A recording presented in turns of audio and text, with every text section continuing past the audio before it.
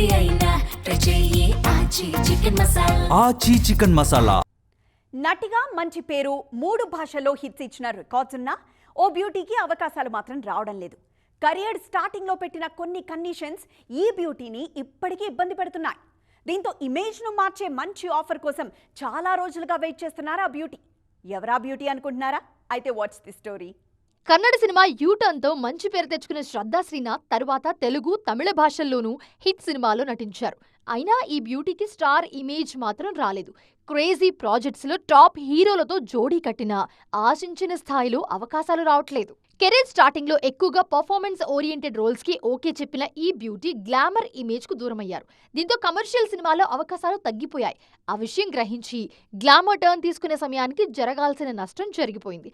కొద్ది రోజులుగా శ్రద్ధ గ్లామర్ రోల్స్లోనూ నటిస్తున్నా కెరీర్లో స్పీడ్ మాత్రం కనిపించడం లేదు.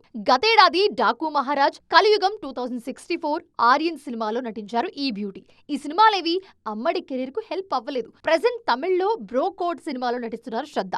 ఆ మూవీ తప్ప మరే ప్రాజెక్ట్ అమ్మడి కిట్టీలో లేదు. ఎలాగైనా కెరీర్ స్పీడ్ పెంచుకునేందుకు చాలా కష్టపడుతున్నారు.